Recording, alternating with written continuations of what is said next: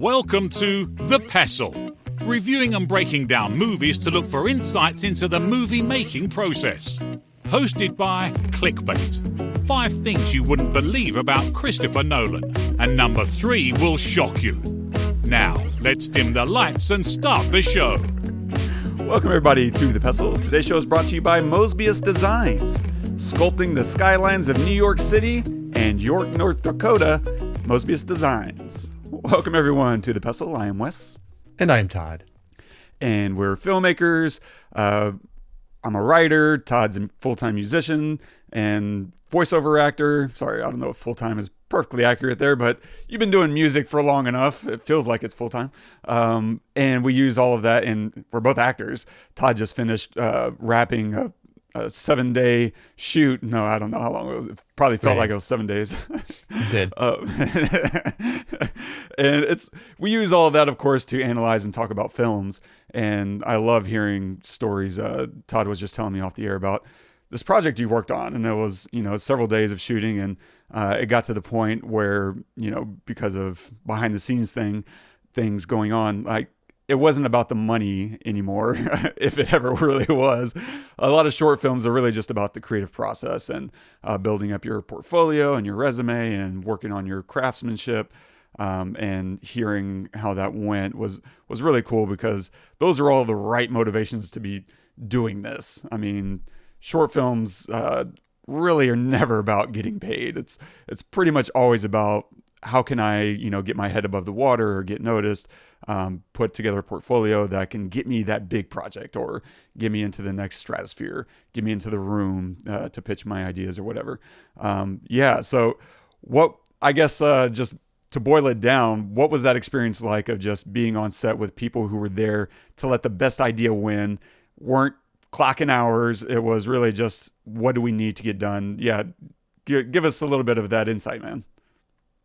So the biggest thing was it made me make sure to be open as well.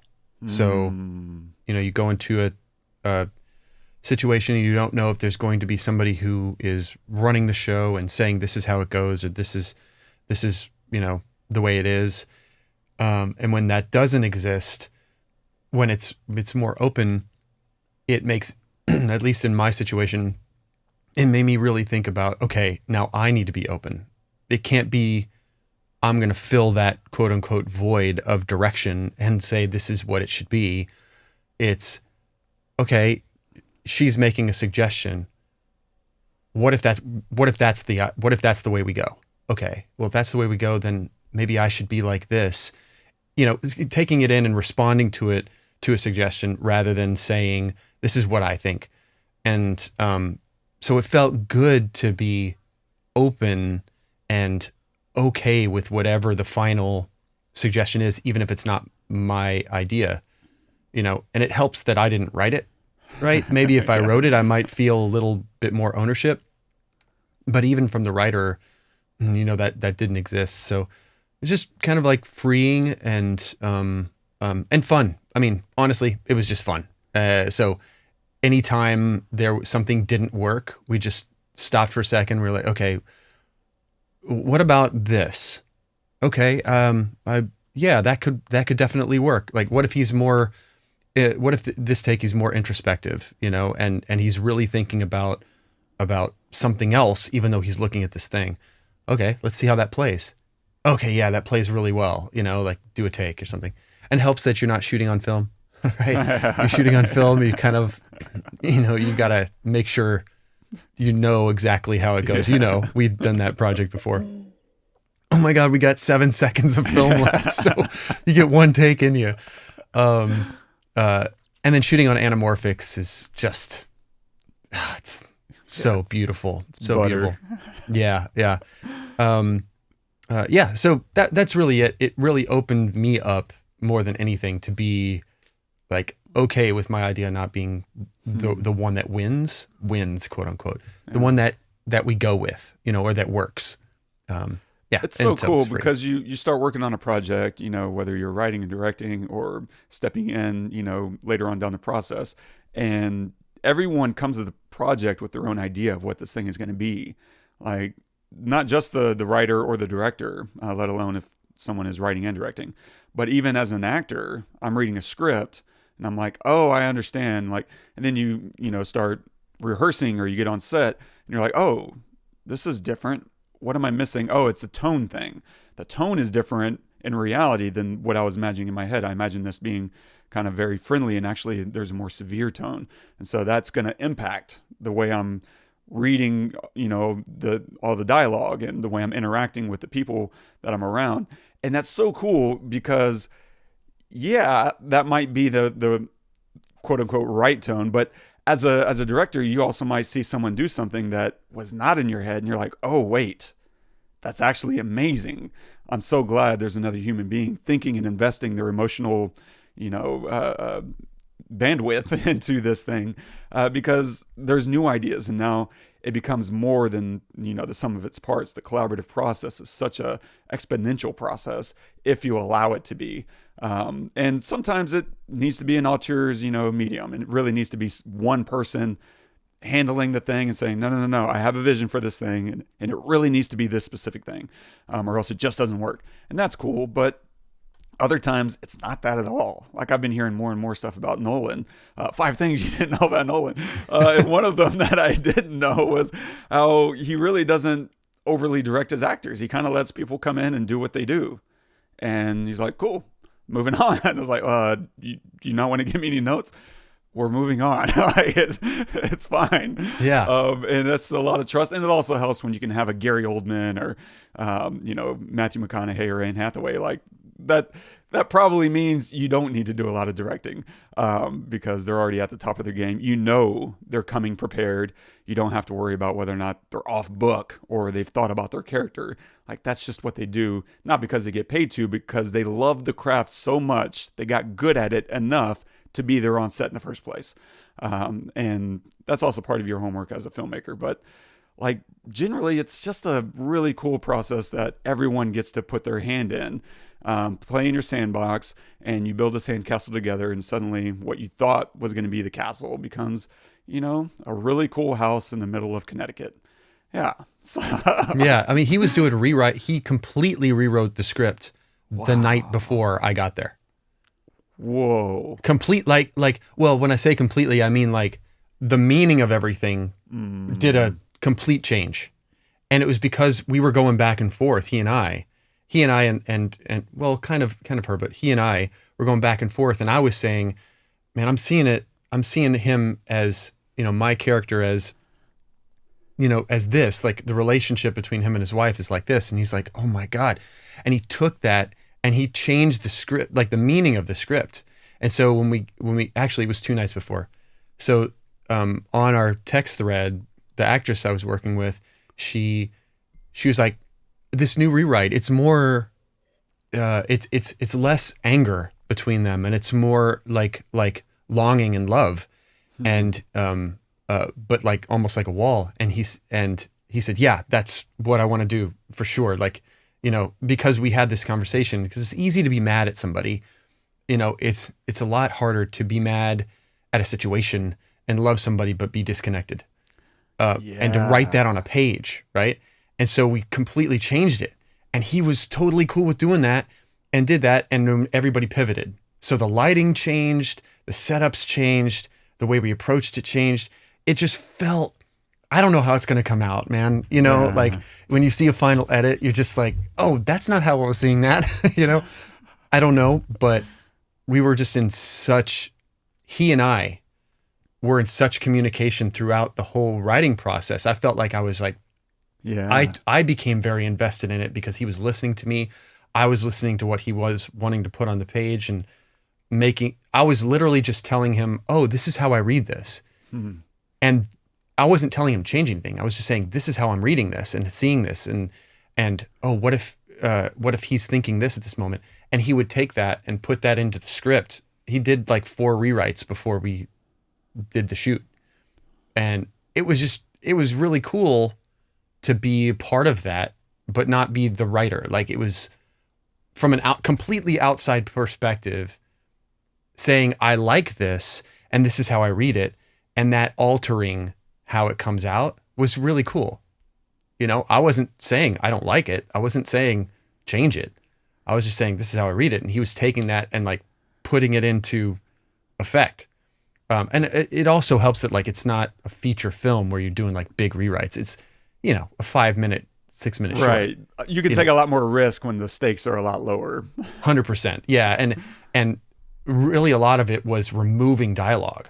There was a lot more dialogue in the first and second version. And then in the end, I really don't say much. I honestly, if I counted the words, it'd probably be 30, 40 words at most, maybe that. So there's not a lot, you know, it's mostly like reactions to things and everything, which was fun because it makes me more nervous because, you know, reactions. Yeah. You Much more know. important. Yeah. Yeah. So I borrowed a lot from the, like there's a couple of moments where I think I'm so bad with names. We'll get into the podcast here in a minute, but Jeff Daniels had this bit where he had this interview where he said when he did Speed 2 and he looks up and sees that there's this timer and he notices that it's a bomb and it's about to go off and he had to give a reaction. And it's like, okay, well, the camera's on you, you know? And of course, in the edit, they're going to cut to you and then cut away really quickly. But how do you give a reaction that you just realize that this is a bomb and it's going to go off and have it be believable? And you get just a brief moment. And he couldn't get it, whatever. And he remembered that at one point he talked to, what's the actor in Jaws with the glasses, the main actor? Not Richard Dreyfuss, but... Not Robert Shaw. No, the other one. With the glasses, isn't that Dreyfuss? He is. No, yeah, Dreyfuss has glasses too, but the sheriff. The sheriff. Oh, the sheriff. Yeah, I can't remember. Okay. Well, he had talked to him about that scene. He's like, what do I do? And he said, well, what I do is I kind of raise my cheek muscles just a little bit, like barely. And then when I turn to look, I just lower them. Ah, that's nice. Just that. It almost feels like you're opening your eyes more, but you're not. Without having to go silly. Yeah, you don't go. Yeah, and like that. You know, you just go. You know, that's just so good. I've never heard that. I know, right? And I thought, oh my God, that's such a great thing. And I actually used it. I don't know if they're going to use the take, but I actually used that kind of like thing. I just thought it was really cool. And then the other day, my son, he's been wanting to do more acting. And I wanted him to do drama in school because he wants to do acting. He's like, I don't want to do it. I already do acting because he does voiceovers. I said, bro, there's a lot more that you need to learn. I know nothing, right? And I've been doing it a while. So I think he's going to start doing drama. Anyway, good. Yeah, it was fun. Nice. Well, with that in mind, I guess, what are we covering today, man? Today we are covering Beetlejuice from 1988. So if you haven't seen this film, please pause the episode and go watch it. We're going to spoil a bunch of stuff. And it is streaming on HBO Max. Yeah, we'll cover a handful of things. We'll definitely look at some of the cinematography, motivating, unmotivated lighting. We'll look at some of the story and writing, rules for adventure. We'll look at some of the music. There's a really fun little double music cue that I was amused by, as well as the way music sets the tone, and other such stuff and things and stuff. A quick synopsis of the film. The spirits of a deceased couple are harassed by an unbearable family that has moved into their home and hire a malicious spirit to drive them out. It's directed by Tim Burton, written by Michael McDowell and Warren Skaaren. It's cinematography by Thomas E. Ackerman. It's featuring Alec Baldwin as Adam, Geena Davis as Barbara, Winona Ryder as Lydia, Catherine O'Hara as Delia, Glenn Shadix as Otho, and Michael Keaton as Beetlejuice. What a cast. Hello? Where are you? Dead. Dead ski. Of course they're dead. They're ghosts. No, I mean they're gone. Split out of here. Afterlife kids. Deceased. Are you a ghost too? I'm the ghost with the most, babe. You know, You look like somebody I can relate to. Maybe you could help me get out of here, you know, because I gotta tell you, this death thing, it's just too creepy. See, here's my problem. I got these friends on the outside that I said I'd meet, you know, and that's the kind of thing I have to be there in person, you know. So I was just wondering, could you help me get out of here? I don't want to get in. Why? Well, you know, hey, you probably got your reasons, but the thing is, I can't do anything from over here. If you could get me out over there, then maybe we could talk or something. But, you know, in order to do that, you gotta say my name 3 times. What's your name? Well, I can't tell you. Why not? But you know why? Because if I tell you, you tell your friends are calling me on the horn all the time. I gotta show up at shopping centers for openings and sign autographs and shit like that, and that makes my life a hell, okay? A living hell. So, Michael So good. Keaton. Michael Keaton, what an inspired like casting choice. What do you think, man? This is a movie from 1988, so we were single digits old when this thing came out. One, I guess, does it hold up, and in what ways, if it does it still work for you? I love it. I absolutely love it. It's awesome. It's different from anything. Still today, it's different from anything that you see in the theater, you know, like that gets made, you know. Just the practicality of everything. They build everything was pretty much built practically and done beautifully. The camera moves are great because, you know, in a film like this, the camera moves are super important, you know, to reveal things or not reveal things. The editing is fantastic. The acting is wonderful. I mean, Catherine O'Hara is just so good. She's so wonderful. It's so funny to see, you know, you see her now in like Schitt's Creek and anything that she does really. And she's exactly the same. She's so good. And Winona Ryder was fantastic in this. And it's so easy to see why Tim Burton would want to continue working with her. I don't know how old she was in this film. Maybe she had like to have been like 16, right? Yeah, like I was gonna say like 15, 16. And she just brought it, you know, the whole, even the writing her suicide note or whatever it was, you know, I have jumped, plummeted from, it's just, you know, fantastic. And the whole story and the way that they, you know, we see Adam and Barbara, you know, in love and just happy and being in this house. And then we see them die. And so it's not that they were just already, you know, ghosts. We get to see that they had a life. And when they die, I feel like, oh my God, it felt like such a tragedy because they felt really awesome, like together and happy, and they were starting their staycation, and who doesn't want to go on a staycation? That's what everybody wants. It's a perfect scenario, right? So I thought it was really well written. And yeah, anyway, we learn a lot about them before they pass. And then there's a lot of funniness, but also it's kind of a Halloween-y movie, but at the same time, it could be any time of the year. And it just is a scenario, right? And yeah, I thought it was still excellently done. And I'm looking forward to seeing the new one that's coming out soon to see what they've done. I've heard a lot of stuff about it, and, you know, how they're going to make it that, you know, does this one justice.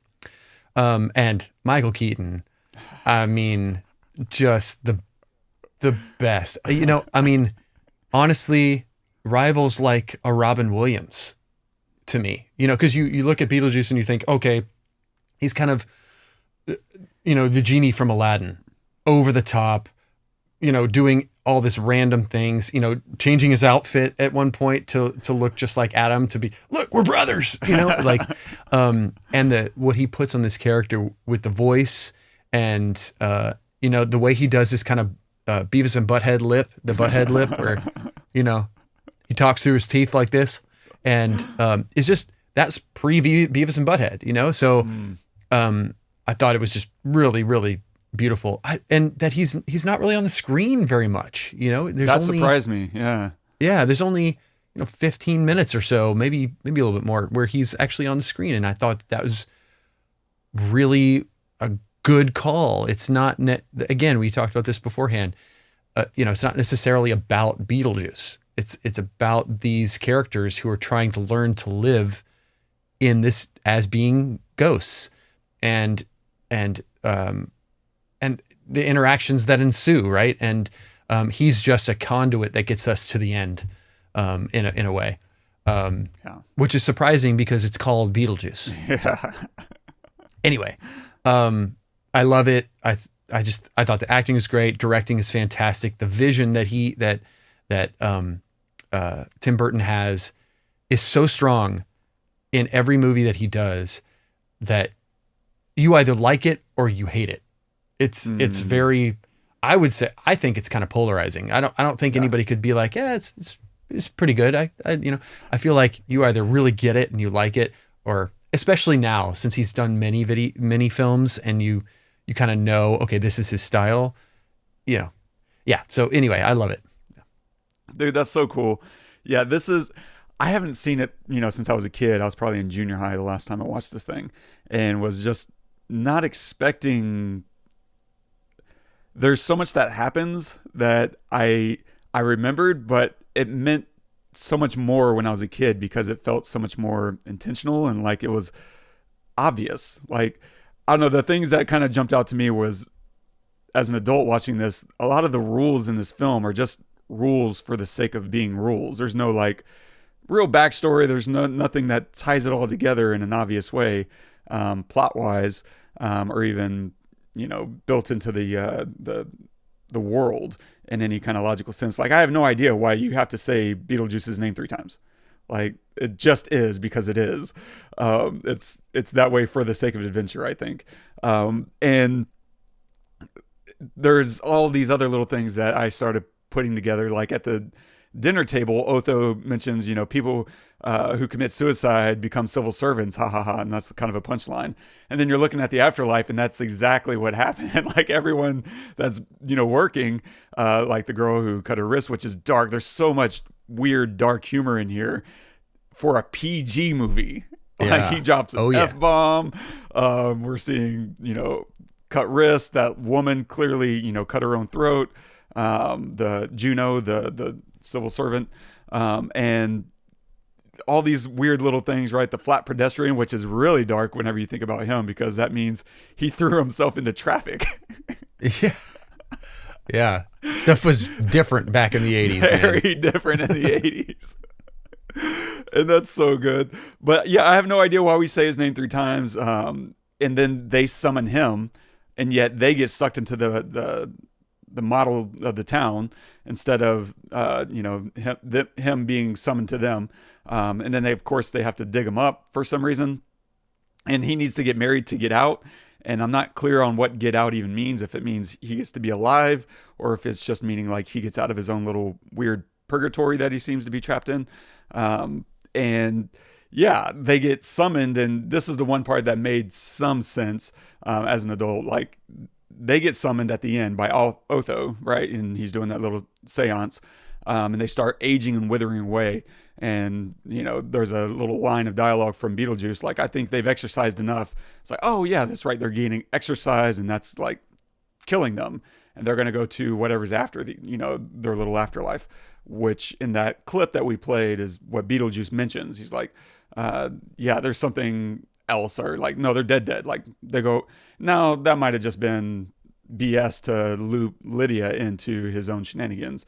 That's not super clear either, because you can't really trust anything Beetlejuice says. And so this world is chaos. Like, I love it. And at the end, he gets eaten by a sandworm somehow. Like, she just saddles the sandworm and flies it into the house and eats them, and all is well. Like, everyone literally at that moment is like, makes peace and everything's fine. Like, why does it work? I don't know. But it does. There's like some emotional logic that's underpinning all of this, that once you get to the end, you're okay. Like, it just works on an emotional level. Therefore, the plot doesn't really matter that much. There's little things that they kind of tie together, like Otho seems to be kind of this villainous character in their lives. The way Delia keeps kind of trying to please him, and like she's bending towards, what she thinks he wants. And so once he goes away, which is pretty funny, the way he gets kind of scooted out is Beetlejuice puts him in a leisure suit and he's horrified. And that's the last we see of Otho. That's great. Like you expect something way worse, but he just like redresses him. And he's like, oh my God. So good. And so like, I don't know why, there is no real strong plot, but it works because there's these kind of emotional stakes along the way. One, we don't want to see Barb and Adam, hurt or go through any more pain than they have gone through. And what's so, I don't know, kind of funny and ironic and casual about their death is they swerve to avoid the dog. And then the dog is the one who steps off the plank and lets them plunge to their death. Like the thing that you tried to save is the thing that kind of gets you killed. And there's a certain amount of poetry in that. And it also goes to their character, which is so thoroughly used in the film, I think. At the beginning, we find, one, they love each other and it's really sweet and cutesy and there's so much storytelling. This is a 90-minute film and it zips along really well. No wasted breaths in this thing, right? And we see that they love each other. We see that, they're emotionally invested so much that they can have a 2-week staycation. To them, this is the best thing in the world. How cool. Meanwhile, the family that we meet, like they're buying and getting away from their lives and they can't stand each other. Like the 3 core members of that family do not want to be in the same room with each other. And meanwhile, at the beginning, we see that they won't let each other out of the room. That's how much they love each other. He's going to the store to run an errand. He's like, you're coming with me. I don't need you for this. You're going to be in the car the whole time. And yet, I just can't stand to be without you. What a great contrast in these two families. And it's like the new family can learn so much from the dead family. And the one thing that's missing from their lives, from Adam and Barbara, is a family. Like they want a kid, which is what Lydia introduces. And that's the cool thing, is it takes them dying to get to live the life that they really wanted to live. And so there's some emotional satisfaction with them being dead is okay because they got the family that they couldn't have. How cool is that? That's amazing. So cool. And they are literally her parents. At the end, she comes home. How'd you do on the math test? What about chemistry? A C in chemistry? Well, can we? I don't know. You got a C in chemistry. It's just, it's now all of a sudden we're okay with them being in this situation because they're okay with it, And I never thought about that. Like, took them dying to get the life that they wanted. Unreal. But how cool. That is cool, but us knowing that they're okay with that too, because if they're not okay with that, if there's still like this air of if only I were alive, as a viewer, we wouldn't be leaving this movie feeling half as good as we do, but we're okay with it because we know that they're okay with it. And that takes storytelling, which they do. I mean, Burton does in spades. And, I look at this movie and I think, man, how hard is it to like write this? Because just like you're saying, all of these things are like not necessarily on the page. It's just a feeling that we have from watching it. And I wonder, like when you're sitting down to write Beetlejuice, if you're thinking about all this stuff, or if it just kind of starts to come out, or if because it was a couple of writers on this film, right? Michael McDowell and Warren Skaaren, bouncing off each other. Oh, what if this? And oh yeah, let's give them the kid that they never had. And oh yeah, let's make them parents at the end. That was probably, a lot of collaboration to get there, right? I imagine so, man. Because it's so cool that this movie exists, right? Great point. How often do you get something so out of left field that feels like it should exist? It should have always existed. And it's not based on something from 200 years ago or a remake of Little Women or whatever. It's like, and those things are great, but to have such a creative original vision, and then to pair it with the perfect person, right? Tim Burton comes in, and I have no idea what he enhanced or, made work that wasn't working on the page yet. But I can imagine he sprinkled in all kinds of Tim Burton dust. Like, it just feels like it was always out of his head in the first place. And it wasn't. It was these 2-3 other guys that sat down and came up with an idea. And there's a story by credit in there. I forget.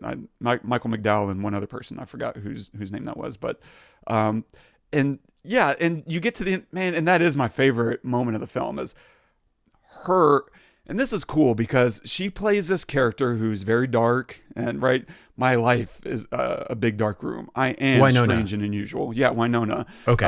And it's so easy to play that to the hilt, and I think is the natural direction to take that. But throughout the film, she doesn't. There's moments when she smiles and she's like kind of giddy and she's excited. Like, that's so cool to see. She's a real human being. She's a real kid that has these tendencies of, I do want to experience happiness, even though outwardly I'm projecting nothing but morbidity. Like, she does have these tendencies to want to be happy and find some joy in her life. Just the circumstances maybe aren't pulling that out of her. And then at the end, she's singing. What? Yeah. And dancing in the air. It's like, well, with her family, she's dark. With Delia and her family, she's dark. But then Adam and Barbara bring that, like, her actual person, that personality out of her. And then in the end, we see her leaving a private school in her uniform with her books, riding a bicycle. Like, she went from this dark, veiled, goth to that because of them, because they brought her actual real personality out of her, and then also woke up her parents. Her parents, he's reading Charles, something like newspaper or something, and she like scares him with her art. He likes it, and they're like bubbly and happy now, okay with living in a house with ghosts that are basically raising their kid, helping them raise their kid. And that all came from Adam and Barbara. So they kind of like pulled that out of her. Yeah. It's really fine line to, for Winona Ryder, who's 15, 16 at the time, to be able to do something like that.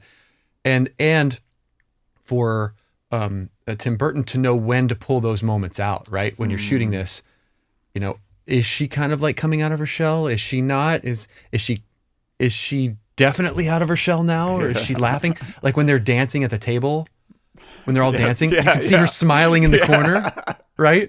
Yeah. Should she be like, kind of like down and frowny and just like, what is going on? No, she's smiling and happy because like it's funny and happy, and she knows Adam and Barbara are doing it probably. So yeah, 100%. Like, it's such a good balance that is easy to take the wrong direction, or at least a direction that isn't as authentic to that character. And she's not one note. She's 3-dimensional. She's an actual, 15, 16-year-old having a life experience. And it's great that, they injected life into her through their death. Like, there's so much interesting little simpatico that's happening throughout the film that gives us that feeling of, this feels just right. And I don't need it to be fully explained or fleshed out, because that emotion is the one that's telling the story more than the plot. And that's amazing. I don't know how you write that. I have no idea. But it's genius. Whatever happened in the back room, basement, typing it out, very cool. I think it also helps that death throughout the movie, because of all those things, right? Barb pulling her face off, the flat guy, the Juno with the throat cut, smoking through it and all that. Like, they treat death so cavalierly and lighthearted that you never feel down, no matter what these characters go through. If you're already looking at death through this humorous lens, you can pretty much do anything you want after that point, and get away with it. Especially when the music is this high energy, thing that's setting the tone, even from the opening shot. Like, we're doing this really slow aerial that's dragging through the model town, and yet the music makes you feel very upbeat, and it's boom, boom, boom, boom. It's like the circus music, and it's so fun, and you're just excited the whole way through, even though, again, the shot could not move any slower. Yeah. Danny Elfman, man. God, that what a guy. genius. Unreal. And if you ever see him, he's so weird. It's so just, he's perfect for Tim Burton, right? It's just anything he does. It's so weird, and he's kind of scary at times, but but funny, and hilarious. And he's got tattoos all over his hands and stuff. And it's like, he's like weird anyway, but perfect for this kind of thing, man. Just perfect for Burton.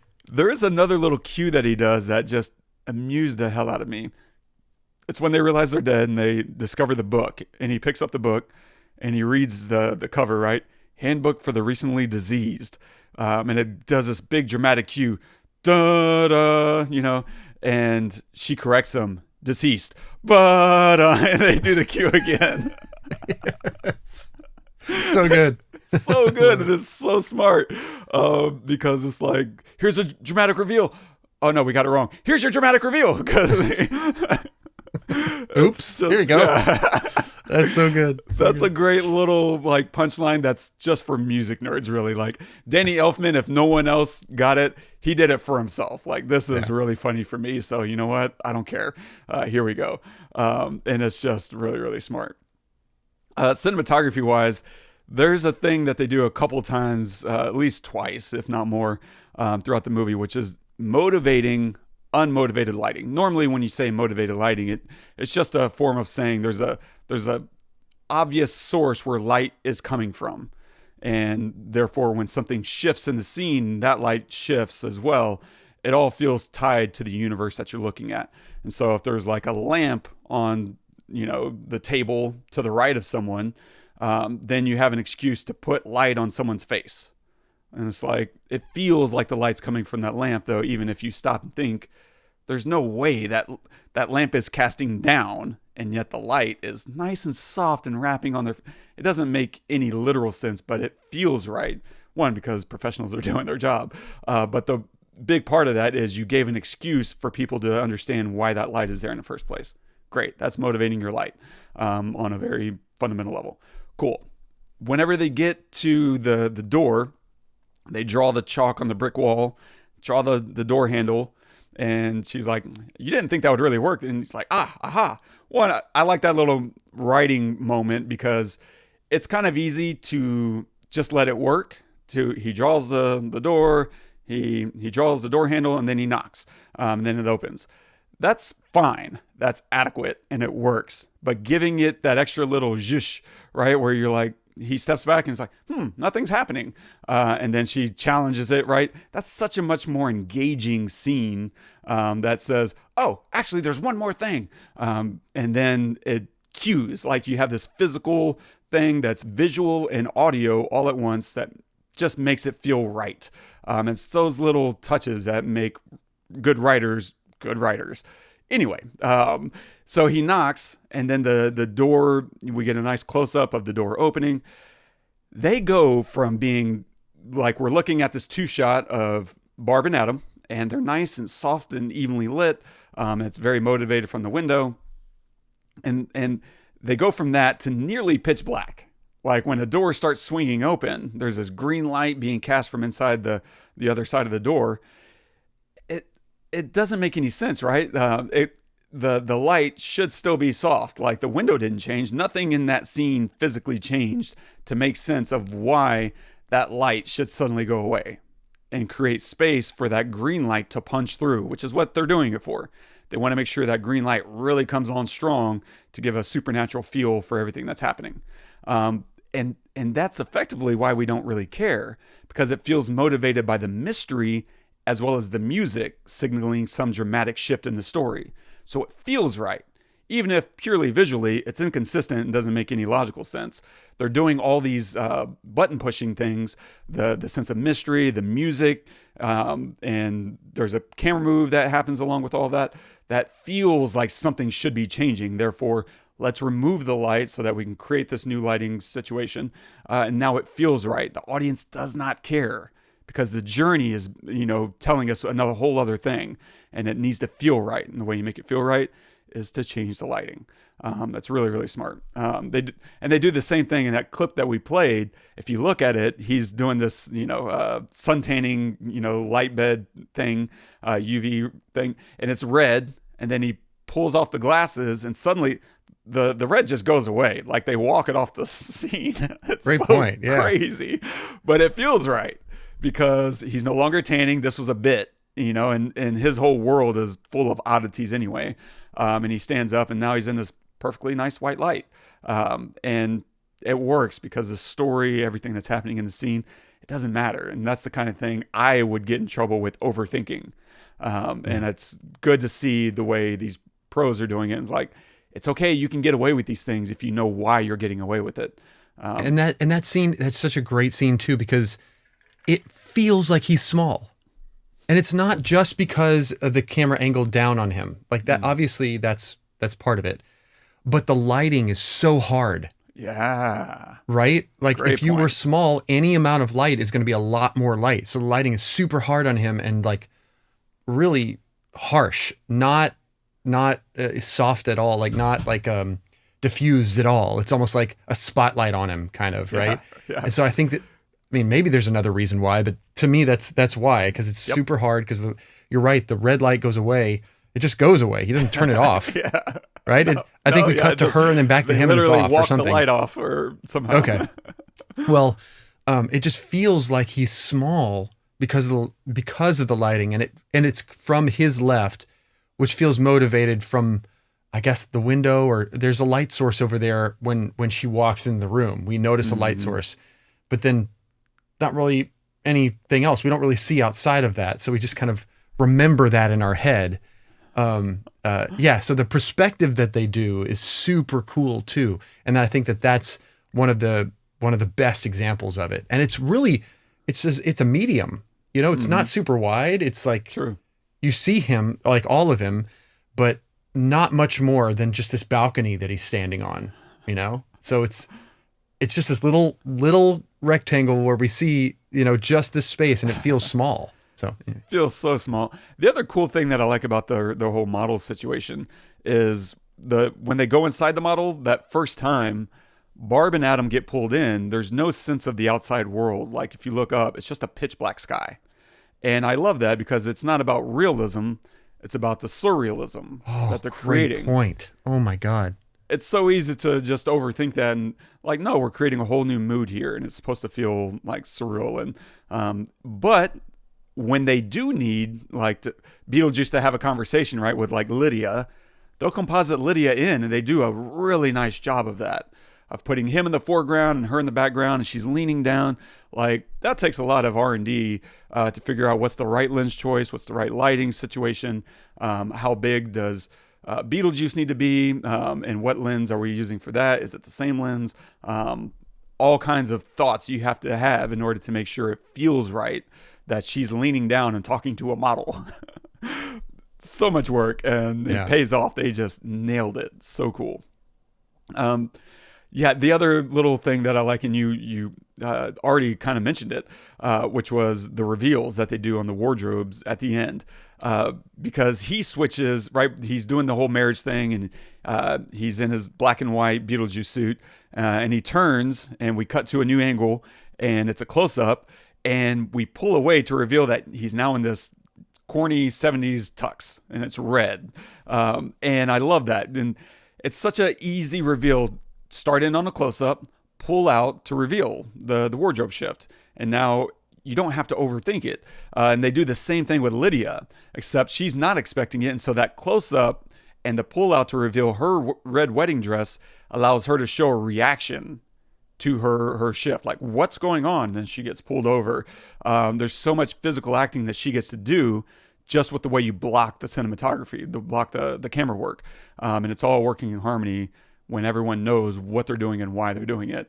It's just simple filmmaking, to be honest, but it's so effective because it has so much intention behind it. Freaking love it. And that whole interaction with him, with them trying to get married and him fumbling for the ring and like hurry up and like and getting trying to shut up Barbara, throws the zipper on her mouth and then the metal plate. It's the best part of Beetlejuice to me is that scene where he's like fumbling around like I don't how can that be scripted? I don't know. It's like Keaton at his freaking best, man. It's so good. So good. Absolutely. And I had the same thought that you had about like the genie. Like this is such a pre-Robin Williams thing. Yeah. He didn't get, I don't know who he would have been pulling from to inspire this whole character, other than just the script. And he's like, nope, got to go bigger. Nope, got to go bigger. And he does. Like he's just an incredible actor. And I love that he's still kicking ass. He's still doing it. Like you, I can't wait to see whatever is going to happen in the next one, because there's a lot to live up to here. And my fear, if I have one fear, it's that they're going to overwrite the sequel. It's going to go from this 90-minute tight ride to 210. And we're now making excuses about grounding the world and giving you all this backstory that you don't really need, whenever you can tell it on the emotional level that they do. They tell an emotional story with Adam and Barbara. They tell an emotional story with Lydia. And those things are what gives us resonance at the end of the film. All of those things connecting and giving us this sense of harmony. And I love that we do see Beetlejuice sitting in the waiting room at the end. Yeah. You know, because you think, oh, is he dead? Because the sandworm ate him? No, he's sitting in the, okay. So, you know, and it's so funny. His head gets shrunk and he's like, oh, this is a good look for me. So good. But I love that we see that. So, because I remember I didn't remember that scene at the very end. And so I thought, how can there be another one if the sandworm eats him? And then I saw the scene. I'm like, okay, cool. So he's just, I guess he's dead again. So maybe, but he just went, it doesn't matter. Because it's Beetlejuice.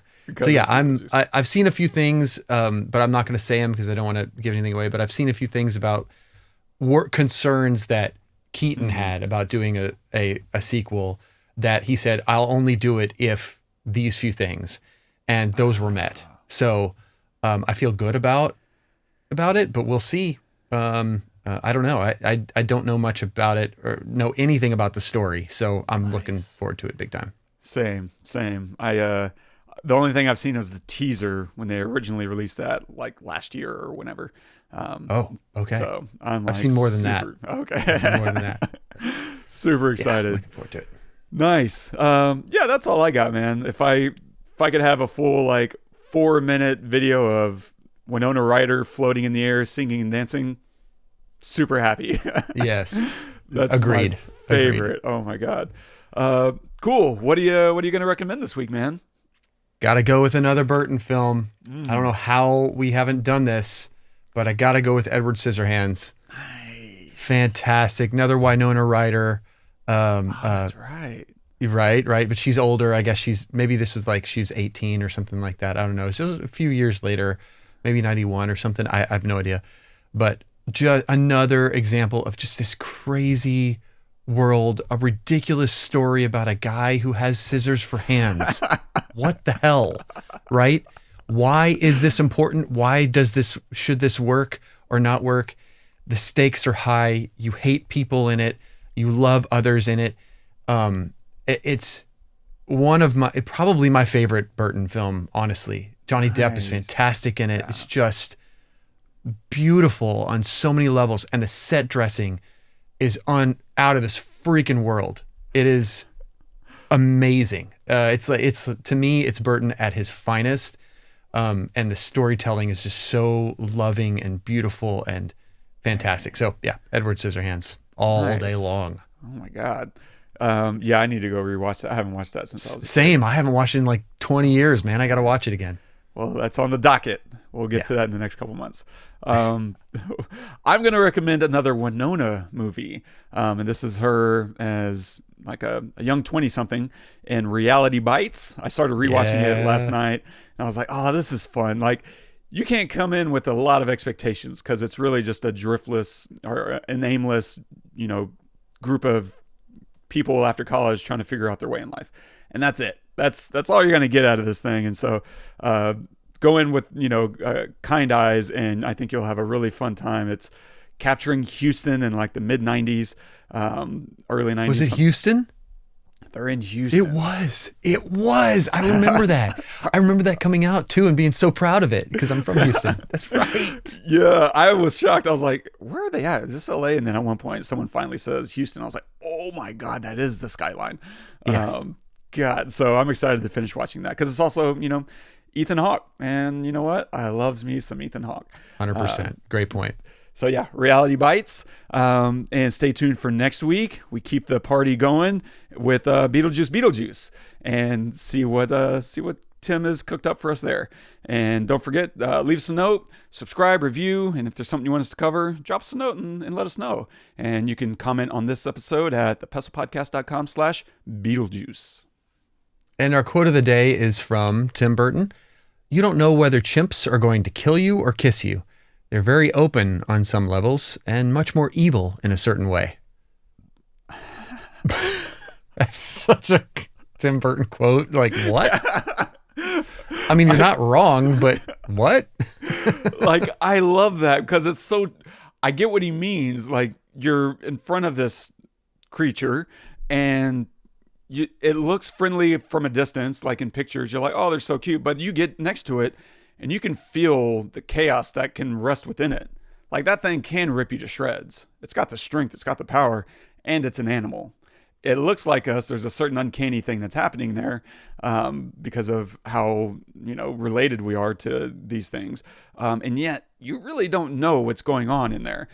Anything can happen. And I feel like, I don't know, I read that and I just love that idea of creating something from that level of uncertainty, that it could be very, very safe or it can be incredibly dangerous. Like if you've ever been around a horse, there's some of that there too. This thing could squash you, and yet they're really loving until they're not. You really don't know, if you've never been around this horse before, what kind of horse this is going to be. And I got that same kind of feeling from Beetlejuice. Like, he carries this chaos within him.